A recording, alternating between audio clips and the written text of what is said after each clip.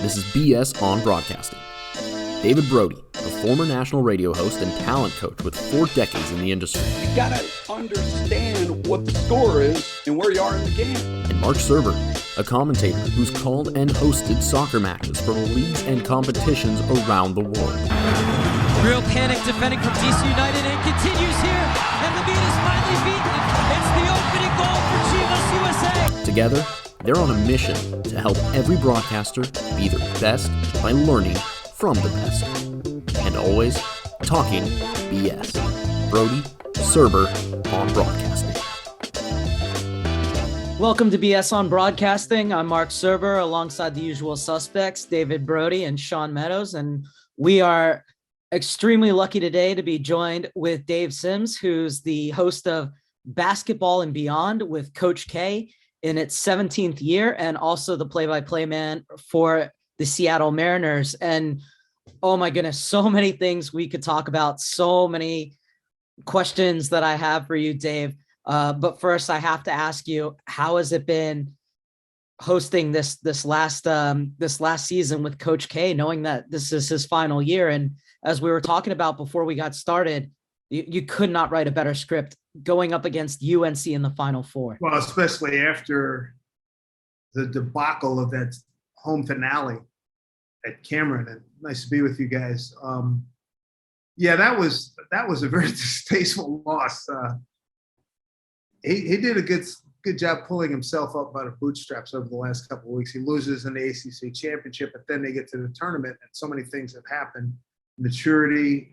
Show this week we talked about it. He said Jeremy Roach's ability to attack the other, to get the defense started, picking it up, maybe sometimes three-quarter court, half-court defense has been great. Roach has been sensational, shooting the ball, mid-range jumper, good old-fashioned pull-up jumpers, limiting, minimizing charges, driving to the basket, somebody stands in, block charge, you get that whole thing. And then it's just loosened everybody up. And I think, he said the moment was maybe too big for those guys in the Carolina game. But they had blown out Carolina at Carolina. So, the season series is 1-1. It's the first time they're facing each other in the NCAA tournament. And it's going to be huge. One of the questions that I wanted to ask you is not only this moment with Coach K, where obviously you have to be incredibly neutral when you are hosting a radio show, and as a sports broadcaster and a journalist, you also have this moment with Coach K after developing this relationship with him over the 17 years doing the show and beyond. And also we're the first ever broadcaster in history to call 2 no-hitters in the same season. And so my question is, how do you take those emotions, which you may be feeling on a personal level, knowing those people, knowing those teams, working with them, knowing those who are in the heat of the moment, and balance that out with your having to not be, it depends on who you're working for, but in some cases, not too much of a homer, or letting those moments get to you on a personal level so that you're able to do your job? I don't overthink this at all. I really don't. I mean, I know Mike since something like 1977 when he was in Army. And it's his show, his name's on the show. I'm like the Ed McMahon, and David, help me out, Gary Shandling show. What's it? Hank Kingsley. I'm the female guy, tee it up for him. And this show is not Woodward and Bernstein journalism 401. It's his show. I'm not trying to break, explosive news. Yeah, and it's like, listen, I'm a homer for the Seattle Mariners. I want the Mariners to win. I mean, I again, when I was a newspaper guy, I did my best, stay neutral when I was doing national radio, TV. I stayed neutral. I don't have to worry about that. I want Duke to win. My wife went to Duke. Come on.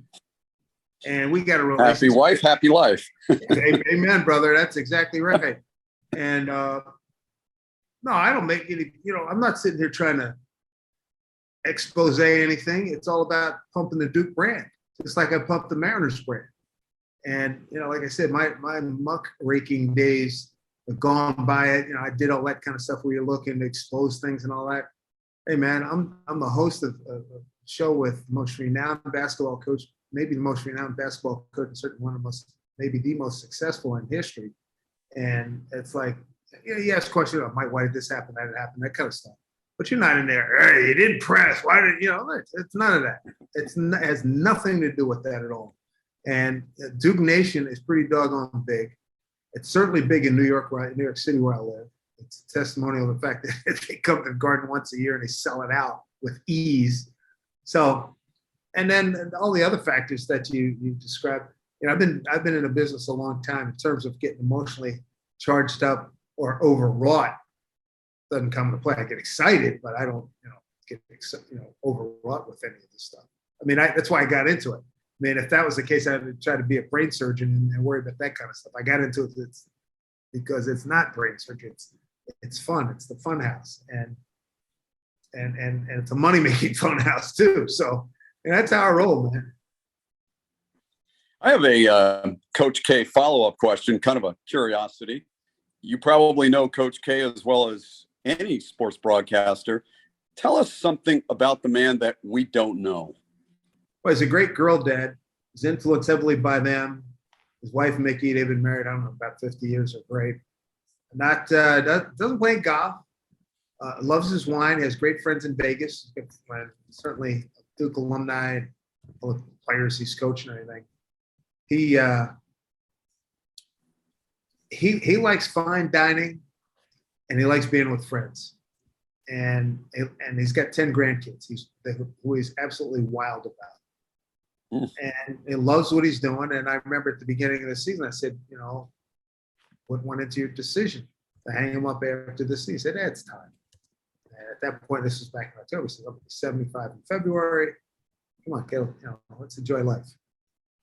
And I would imagine, I don't know this, and I've not pressed him on it, certainly not this time. It's not the time or the place, but he has been very successful as a motivational speaker to businesses, the Duke Business School. I know he has a big role there. And I would imagine that he'll pick and choose some really good opportunities that that are already on his desk, I'm sure, and speak to people, motivating them in business and life. I think I'm real sure he's fabulous at it. Let's transition over to your other job as the play-by-play television man of the Seattle Mariners, which you've been doing extremely well for a very long period of time. I don't know that there's a definitive answer to this, but I'll ask it anyway. In your mind, the qualities that are needed to be a great play-by-play announcer are what? Well, thank you. I appreciate that.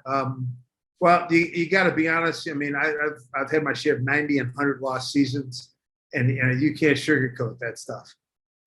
You got to be, for my money, my newspaper training was like a postgraduate degree without the diploma. I mean, Dick Young was the sports editor, sports columnist. Pete Vesey was there before he went to the Post. Phil Pepe was there. I mean, a lot of great writers who had great integrity and dedication to their job.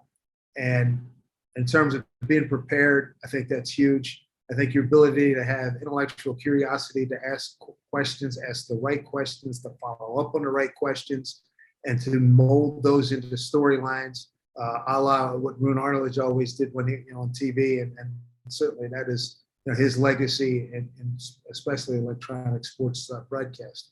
And I think I've developed a camaraderie with the players over the years, and a lot of these guys are old enough to be just short of my grandson, certainly old enough to be my son, but I think I stay young. I try to stay up on everything, and I enjoy being around, and I've been a jock all my life. So I'm right at home in that environment. And I think, and you got to have empathy. I mean, I was a decent athlete, wasn't a world-class athlete, but I played all the way through high school and into college. And I know what it's like to succeed and fail. These guys are doing it on the biggest scale. And, you got to have a heart too, And I think command of the English language, the ability to tell stories. I'm reasonably well read, I think, And, you got to, beginning, middle, and end, and you got to, build dramatic action and tempo. And I think those are some of the qualities that you need. And you got to be brave too, because you're out there on a high wire with no net. And you got to be confident in yourself and your abilities and if, you're going to make a mistake and you don't freak out about it. You move on. Hey, I got that wrong. Kornheiser always says, I'll try to get it right the next time. Something that comes to mind for me a lot is in baseball is the middle of the season slow game. Nothing's really happening and you just got to kind of get through it. How do you kind of tackle that? And really, no offense to the Mariners. I went to school in Oregon. I watched a lot of M's games en route. And season's over pretty early for the Mariners. How are you telling these stories? What stories are you going through? How are you preparing for a broadcast when you might know it's going to be one of those slow days? I've got plenty of experience at it. Sometimes it's been done by Mother's Day, but there's, the great thing about baseball is two teams out there. And I'd like to think that anybody over the last 15 years that's been in the American League, if they don't know me personally, they know me by my work and reputation. And I'm in both clubhouses, pre and hopefully now post-pandemic, we're going to be traveling. I'll be in the clubhouses every day, walking through, catching, hey, what you got for me? What's going on? How you feeling? And you tell stories that way. And, I think I have a frustrated comic inside me somewhere. So I think I can drop some dry humor. If I hear funny stories, I try to remember them and tell them and relate funny things that happen to guys. But again, you don't do a woe is me. You signed up for the job, you got the job, you do the job. And yeah, you're not going to win every year, but these jobs are worth their weight 100 times in gold. There's only, you count 30, what do you got? 30 teams, and each team has a lead TV and radio guy. So that's 60 jobs in a country of 60, 70 million people. So I'll be darned if I'm going to get bummed out because a team has a bad record right around going into the All-Star break. And like, oh, what am I going to do? You start hang dogging it. That doesn't work. I'm not built that way. I was raised that way. And I love how those people that years ago when guys were throwing no-nos and perfectos, and I would say, hey, fourth inning, fifth inning, the guy's got a perfect game. Oh, you're going to jinx it, Sminks. If that was the case, I'd have 15 rings on my finger. If I had that kind of power and influence over a baseball game. Give me a break. We're a reporter. You tell people what's happening. People and the immediacy of radio and the intimacy of radio. We're there even more so than TV because radio you can take it with you in the car and everything. Although now in this day and age we're with you all the time with your phone. I enjoy what I do. I don't feel like I'm going to work, man. And here's the other factor too. In the history of Major League Baseball, I'm something like the fourth or fifth Black American to be a lead broadcaster for a Major League Baseball team. So you think I'm going to sweat that if the team sucks? Are you kidding me? Come on.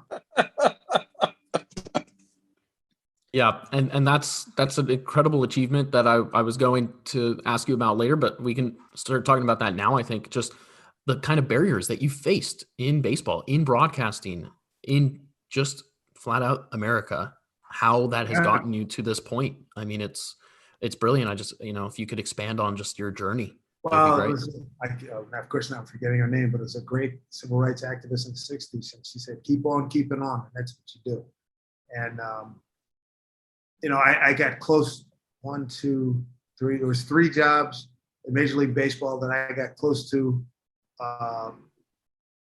in the range of like 94 to 05 that like just missed. Heartbreaking. And I can remember an NFL radio job that, I don't know, somebody believed somebody who didn't like me at one of my place of employment. Somehow this guy got word to the people in charge, and I should have had this radio job. Didn't happen. But I wound up doing 18 years of the NFL and NCAA tournament. I still do Big East basketball. I've moved with them from ESPN to Fox. I've not had anybody, pulled over, been accosted or any of that kind of stuff. But there's been subtle nuanced things people said. I can remember when I was I think my second year interning at the Philadelphia Inquirer, and I was it's an interesting story. I was going with the beat writer on a Tuesday night because Wednesday I'm going to lead the section. The Philadelphia Inquirer going to lead the section of Phillies with a lead story. So I'm going down with the beat writer, and we're going into the building, and the guy says hello to the beat writer, and he says something smart ass to me, like, I was 21 years old, and it was really ridiculous, and I just sloughed it off. I let it go. Well, the beat writer went nuts. He wrote a letter to the Phillies, and I don't know if this guy got fired, but he got disciplined. And I wound up getting a commendation from our sports editor at the year end of my internship for basically just sucking it up and not exploding, because it really didn't call for me like punching the guy out or anything, that kind of stuff. Well, it was the kind of racism that you see, and white privilege racism that you see. People say stuff, do stuff, they assume stuff.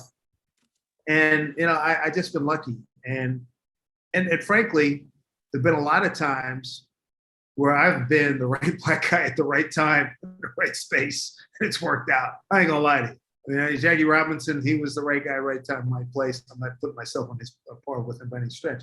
But I'm just saying, and there have been circumstances where in certain media circles, there was no or dearth of minority guys. And I happened to be around, and you know what? I took the opportunity and ran with it and made it work.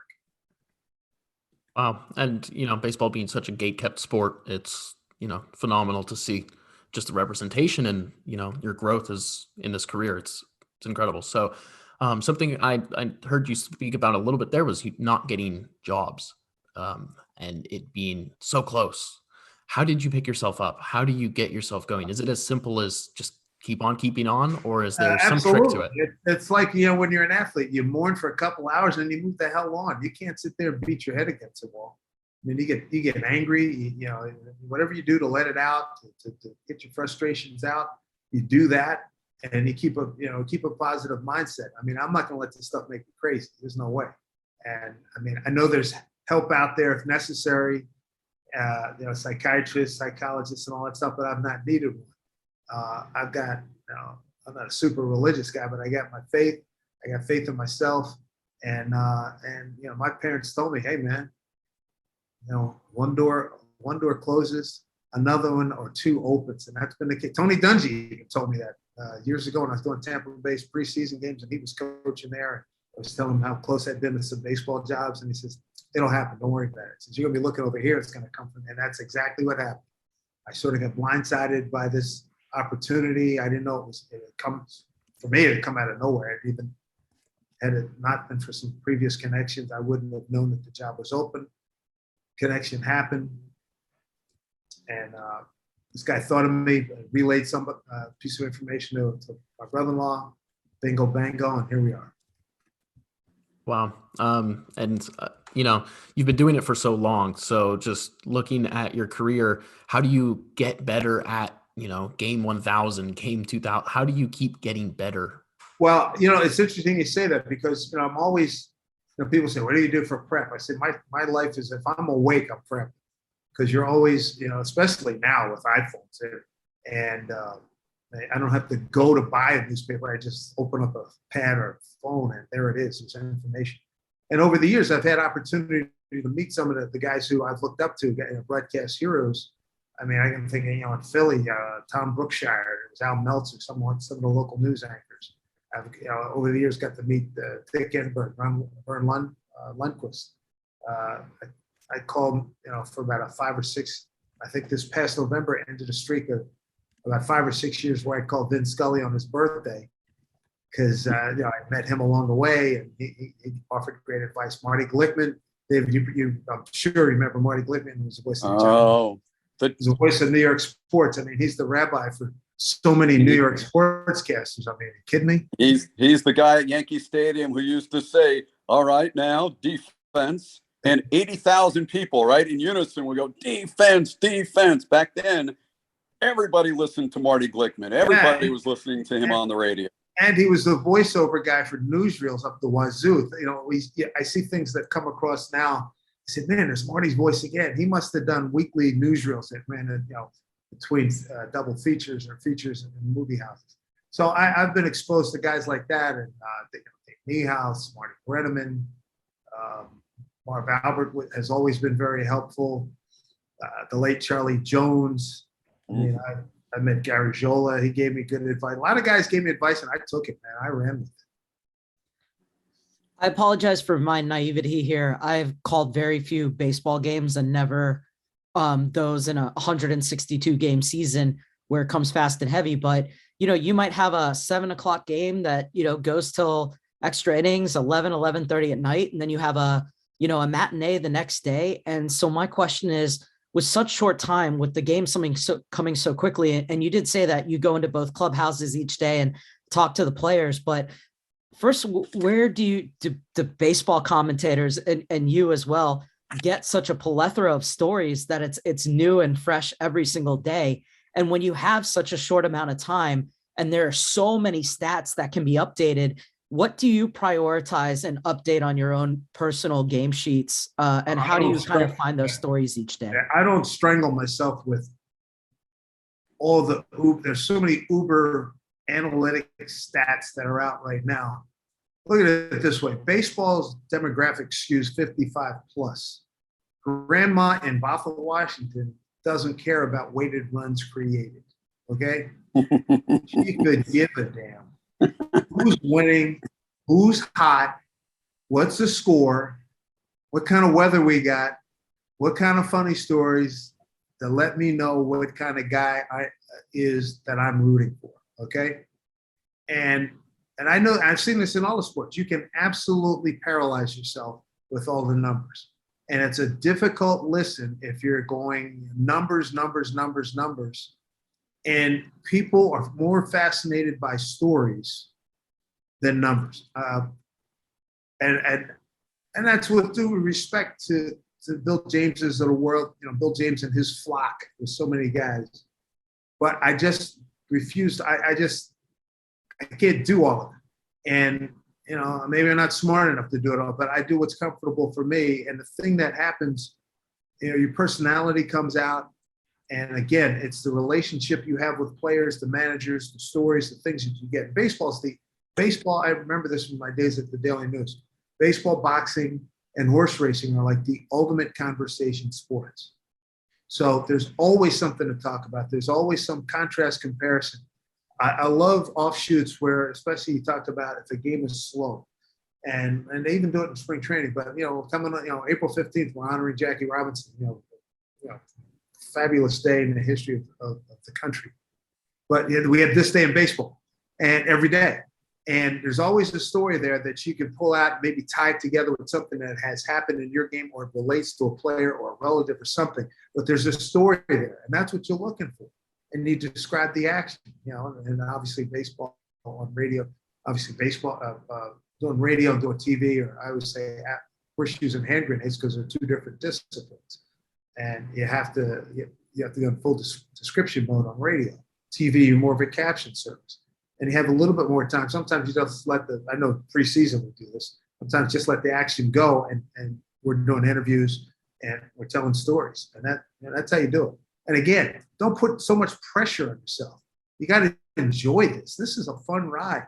And and here's the thing, you're not going to be able to know everything about everybody all the time. And I appreciate the fact that so many kids ask me about preparation.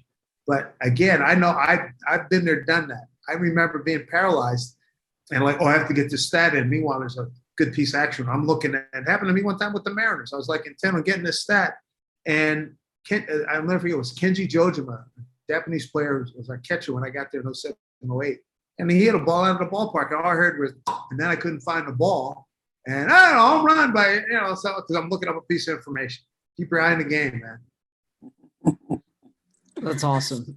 And one of the things is talking about is your days in journalism. And so I want to know from your perspective, when you transition from journalism to on air, what skills from your journalism days were transferable, and what was maybe something you had to leave from your journalism days behind, and something maybe new that you had to pick up within the art of hosting and play-by-play? Well, I knew one thing is I worked at interned at an AM paper and worked at an AM paper. And a lot of times on game nights, you got to write running copy as the game's going along. I hated that. I did it. The one thing that was really key for that early edition paper, you'd have to, at the end of the game, bad night for the Nets. Julius Erving comes back against the Nets and Piscataway scores 32 points, 20 in the fourth quarter to beat the Nets by the final score of da-da-da-da-da-da-da. It was a comeback, so bulletin leads and that type of, putting a wrap on it, putting a stamp on it. I think that was a big, big factor that eased my transition from writing to broadcasting. Plus, I had done a lot of, I went to a little D3 school in West Virginia, Bethany College. So I had done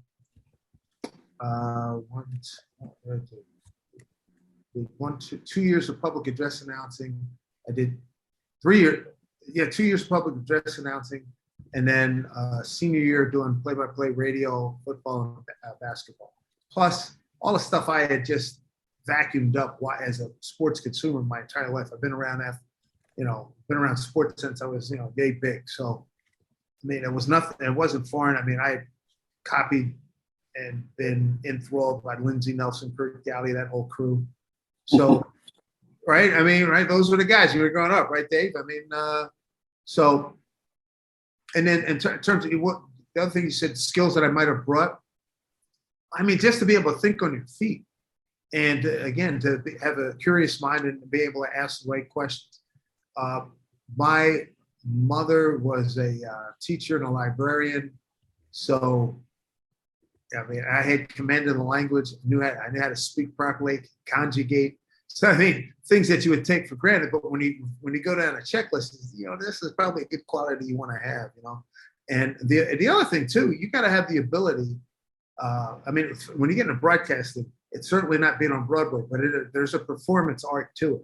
And you got to be unafraid to do that. You got to be unafraid to walk into a room and introduce yourself to everybody and work the room and know the room. So, those are, and that's the kind of stuff that, I don't think has been taught I certainly would have taught to me during my time. And the thing I always tell kids too, I saw a kid yesterday, his mother says, oh, he adores you and Rick, and he wants to be just like you. I said, get a performing arts class. I can tell you that right. Your journalism, your broadcast, get involved with performing arts so you get comfortable being in front of people.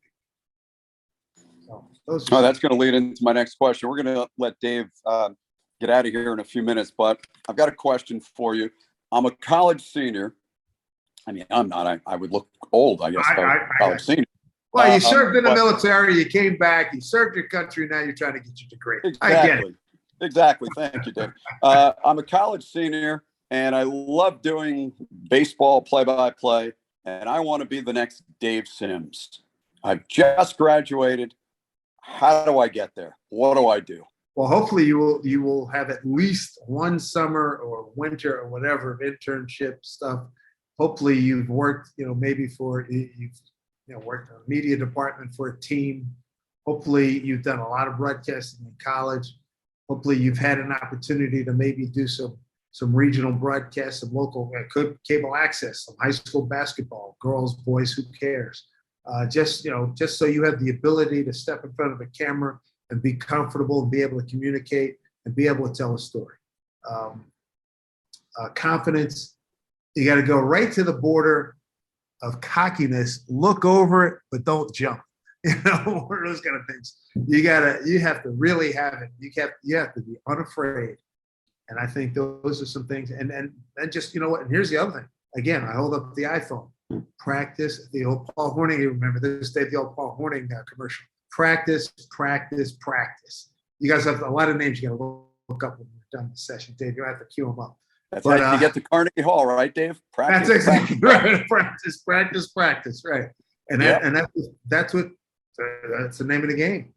Yeah. But we also have Allen Iverson saying, but we're talking about practice. It's still one of the great times.